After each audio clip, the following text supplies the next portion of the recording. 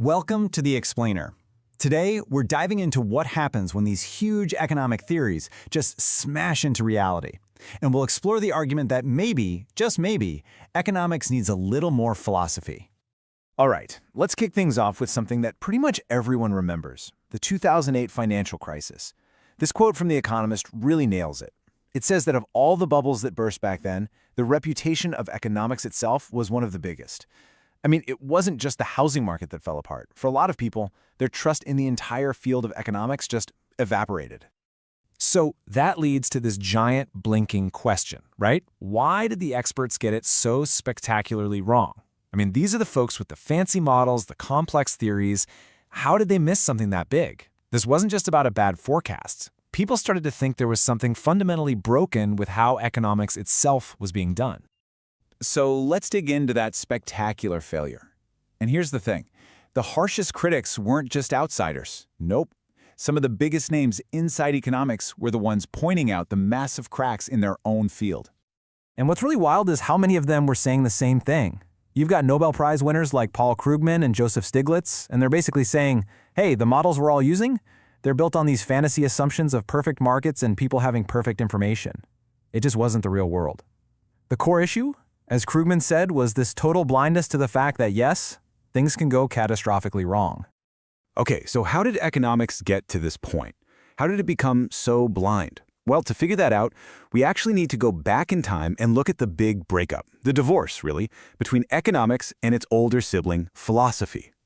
Yeah, so over the last 100 years or so, these two fields got shoved into totally separate boxes. You had economics over here, the hard science, all about facts, figures, what is, data, equations, the whole nine yards. And then you had philosophy over there, the humanity, all about big ideas, values, what ought to be. They ended up with completely different cultures, speaking what might as well have been different languages. But here's the kicker. This big divide, it's actually pretty new. For most of human history, these two were inseparable. I mean, Aristotle, one of the greatest philosophers ever, he's also considered the very first economics. And Adam Smith, the guy who literally wrote the book on modern economics, was a professor of moral philosophy. It wasn't until after World War II that mainstream economics really started to shut the door on any kind of philosophical thinking. Okay, but now, after some pretty major crises and facing a whole new set of challenges, that wall is starting to come down. You're actually seeing these two fields starting to find each other again. And this isn't just a theory, it's happening right now. You have economists studying things like happiness and well-being. And you can't do that without asking, well, what does it even mean to be happy, which is like a classic philosophy question.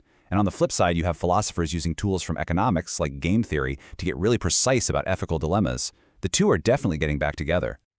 So, this reunion, it's given us this really powerful new way to look at economics. You can think of it like having a philosopher's toolkit, one that's designed to get under the hood and really inspect the engine of all these economic ideas. And this toolkit basically has three main tools. First, you question the theory itself. You ask, are the assumptions here about people and markets, realistic at all? Second, you look really hard at the methods. Are economists just falling in love with how beautiful their math looks and mistaking that for truth? And third, and this is a big one, you examine the ethics. You have to ask what hidden values are baked into these theories that pretend to be totally objective. All right, let's actually use this toolkit. Let's take it for a spin on one of the most famous, most powerful ideas in all of economics, an idea that has absolutely shaped the world we live in. And I guarantee you've heard of it. Yep, we're going to talk about the idea that gets boiled down to that infamous line from the movie Wall Street. Greed is good. Now, that's a super simplified version, but the core idea behind it comes from a really foundational concept in economics. We're talking about Adam Smith's famous invisible hand. It's this incredibly powerful, almost magical-sounding idea, right? It says that if we all just act in our own self-interest, if we're all just a little bit greedy, the market somehow, magically, turns all of that selfish behavior into the best possible result for everybody, for all of society. And this idea became a huge deal. It was like lesson number one in business and economic schools for decades. It got so ingrained that after the 2008 crash, people started pointing fingers right at these schools, even calling them academies of the apocalypse. The argument was that they were just churning out a generation of bankers who'd been taught that pure self-interest wasn't just okay, it was a social good. So you see the promise here, right? It's so powerful.